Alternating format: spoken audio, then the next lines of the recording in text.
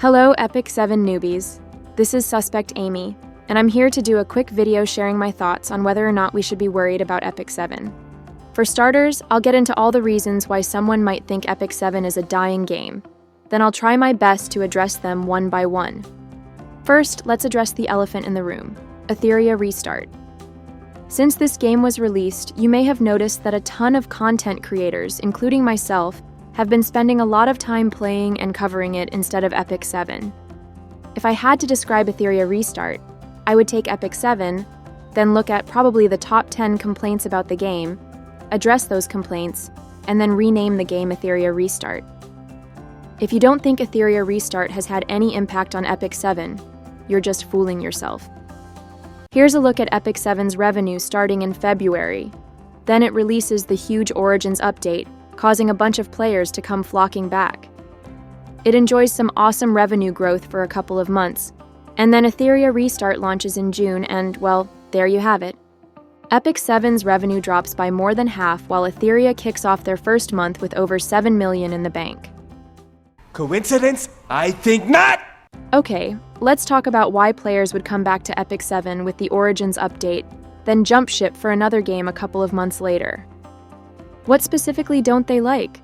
Well, I can't read players' minds, but Epic 7 recently released a roadmap video for their 7th anniversary, and it gave us a really brief glimpse into what people complained about in their most recent survey.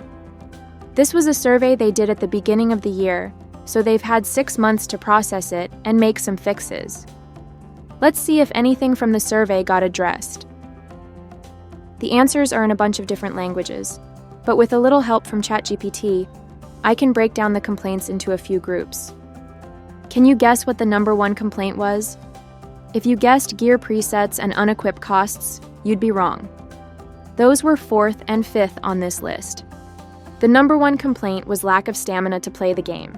I had no clue this was an issue. I just log in, do my dailies, and bounce. So this is a non-issue for me. But I guess if you're a new player, and you're trying your best to build up like 330 heroes, this is a huge blocker for you. Was this addressed in the last 6 months? Nope. The number 2 complaint was that the Spirit Altar was locked on certain days, basically blocking their hero growth. This almost never affects me, but I recently pulled Huayang, and for the first time in forever, I was completely blocked from building her. I thought this was just a new player issue, but now I'm feeling their pain. Obviously, this hasn't been addressed. The number 3 issue being complained about was the lack of endgame PvE content. A lot of players aren't that jazzed about PvP, especially with toxic metas like Renak and Arunka taking over the game, so I can totally understand this request. Epic 7 did try to revamp the Spirit Altar bosses into endgame content to empower older heroes. The revamp was called Awakened Potential, but the community revolted, so it was completely scratched. However, the changes to Hall of Trials to have a challenge mode for ML5 exclusive equipment and the introduction of Trial of Constellations shows that Epic 7 is trying their best to add more late-game content. We all know number 4 and number 5 haven't been addressed, but I have some controversial thoughts on these that I'll cover in my Etheria Restart response later. Everything else just had 1 or 2 complaints, like hero balance, how side games suck, asking for more skins, guild recruiting issues, and how the Stove website is a garbage way to get information. I would say none of these issues have been addressed, so you can see why players who came back during Origins may feel like it's more of the same and left again. Recent social media comments pretty much line up with this. There's also a lack of collab content. The game started doing summons that more or less replicate collab artifacts, which pretty much signals that collabs will never be rerunning. Next, there's a concern about Smilegate and Super Creative not focusing on Epic 7 anymore. Of course, there was the news that the North American office was shut down last January. That came not too long after they shut down their Barcelona office last year. Epic 7's developers also have a brand new game launching very soon called Chaos Zero Nightmare that they've been hyping like crazy. Pre-registration actually kicks off July 15th, so it's due to release very soon. We haven't seen a ton of hiring at Super Creative, so it's very likely that the developer is reallocating Epic 7 resources to their hot new project. I've noticed a few things to back this up in the past year or so. We're seeing fewer animation sequences or music videos released than in previous years. Also, some character animations are getting more 3D animation added to them instead of the pure hand-drawn quality that we're used to. They also completely abandoned specialty changes, which require new art and animations for low-rarity heroes. Epic 7 used to have a ton of content creators and even featured things like creator video competitions or creator tournaments every year, but this year it seems a bit different. There have just been repeated requests for creators to join the program. I'm not part of the creator program, so I don't know if the Discord has seen any drop-off over time, but that would be interesting to know. Okay, so I just painted a really bleak picture of Epic 7's current state and future, but I want to now go through the reasons I think the game I love is not dying and will continue for many years. First, let's talk about Etheria Restart. This is an awesome game, and if you like a turn-based gacha with endgame PvP, then this is already up there with Epic 7 as best in class. However, Etheria Restart has its issues. They've already had to release 2 emergency patches because players were complaining about annoying gameplay elements. I think the reason these were emergency patches, usually happening within a few days of complaints bubbling up, tells me that they're looking at the numbers and players are leaving in droves. My friends List and Guild are having around a 20% bail rate, but I think this is expected from new games. I'm going to be very, very curious to look at July revenue for both games. For Etheria Restart, it was its huge launch moment with tons of marketing, and the only thing Epic 7 had going on the whole month of June was the release of ML Aria, which was a subpar hero compared to the meta-breaking units Renak and Arunka that launched the month before. Now that Epic 7's 7th anniversary event is kicking off with beautiful swimsuit units, some actually fun side story games, along with tons of rewards, I would not be surprised at all if Etheria's revenue drops by half and Epic 7's doubles. Let's see what happens. Here's my controversial opinion. I think Etheria Restart is even making Epic 7 look better in some ways. Every E7 player has been begging for free unequip or gear presets, and Etheria has these features, and to be honest, they really suck. It's a headache to manage all your gear presets and to swap gear from one team to another depending on what you decide to farm each day. By week 2, I completely stopped using gear presets or doing any kind of regearing. And for free unequip, I can't tell you how many times I've accidentally left my arena defense team naked or brought a guildmate's hero into a boss fight only to realize they're completely unequipped and hitting like a wet noodle. This completely ruins my boss run.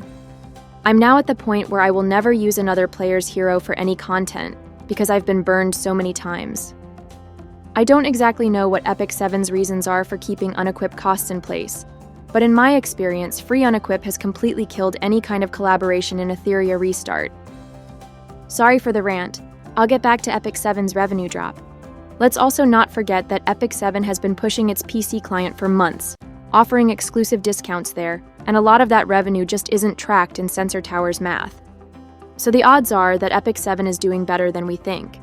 As for players leaving because the devs aren't fixing the tiresome or annoying things about the game, we recently had a video where an Epic 7 developer actually spoke about this. I don't think we've had a dev speak to the community like this in a really long time. They even had some honest self-reflection about some game modes that aren't very fun.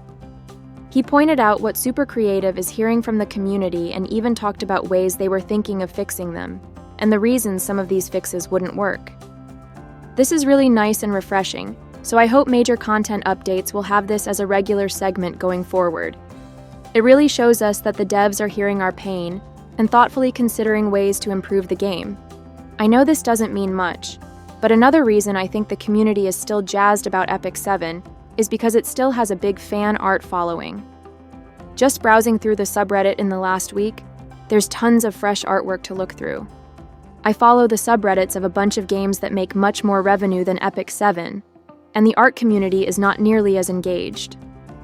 This enthusiasm has to count for something, right?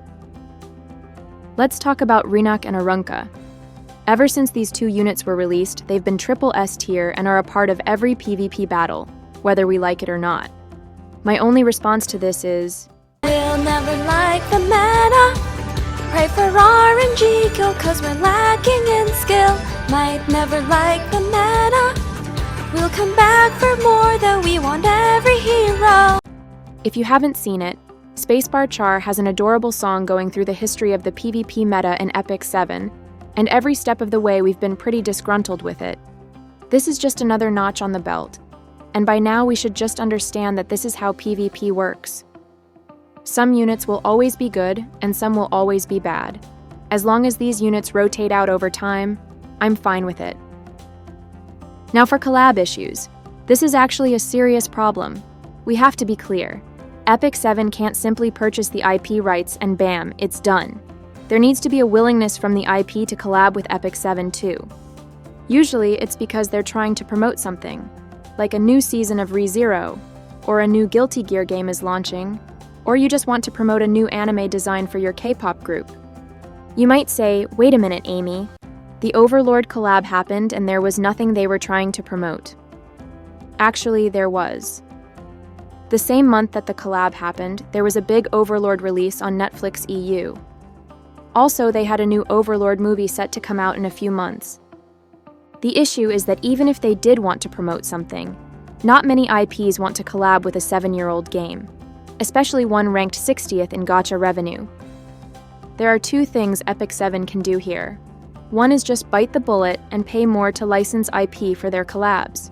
This is IP that really has nothing going on. Just as an example, an IP like Ruby is just sitting there and has zero future content in the pipeline. Can't Smilegate just pay for the license and add them to the game? The second solution is Smilegate can simply collab with themselves. Smilegate is associated with quite a few interesting games like Lost Ark, Crossfire, Lord 9, and Outer Plane. I see no good reason why we can't get a couple of popular characters per year from those games to join the Epic 7 cast. I know one of the most popular NPCs in Lost Ark is Beatrice, who would look amazing in Epic 7. And the same goes for my favorite character in Outer Plane, Valentine. She's like a mob boss with an attitude. The cool thing about Outer Plane is their skills can transfer over almost directly since the gameplay mechanics are very similar. What else should I be addressing? Ah yes, the devs losing focus on the game. On the Smilegate side of things, I wouldn't be that worried. They did close those 2 offices I mentioned, but there's evidence to suggest they ramped up hiring in their Vietnam office, so this could just be a case where they're shifting to cheaper regions. I guess you could argue that if the game was doing well, they wouldn't need to do that. Even an uber-popular game like Marvel Rivals closed down a US branch, so I'm not sure if there's a direct correlation. Personally, I haven't noticed a difference at all in Epic 7's content or communication since it happened, so I feel like this is a non-issue. On the super creative side of things, that's a different story. They're the ones who actually develop the content, so Chaos Zero Nightmare is indeed their top priority. I haven't seen much evidence of super creative hiring to expand their team, but they've been working on the new game for at least a couple of years, so it's hard to look at the jobs that far back. Almost certainly, some resources are being redirected from Epic 7 to the new game, but I don't believe this translates into a significant slowdown on Epic 7 content. Other than the minor items I mentioned before, character releases are more or less on the same schedule. The PVs we are getting are still incredible quality. The huge Origins update that reworked a bunch of game modes and added a new fully voiced story arc is only a few months old. Character designs are still some of the best in the industry. So it's definitely not the case where a bunch of interns have taken over Epic 7. I believe Super Creative is honestly trying their best to do the right thing for the game, even though their primary focus is Chaos Zero Nightmare. Even the developer video I mentioned earlier talks about how they really want Epic 7 to last 20 years and longer. On top of that, Smilegate is still promoting Epic 7 in conventions and showcases. Do you guys know of any other 7-year-old games getting this kind of promotion? I haven't heard of any. Anyway, I just want to say that I don't think Epic 7 is dying, and I'm still excited for what's coming next. I hope this video made you feel the same way. That's all I have today. Thanks for watching my video. Bye, everyone!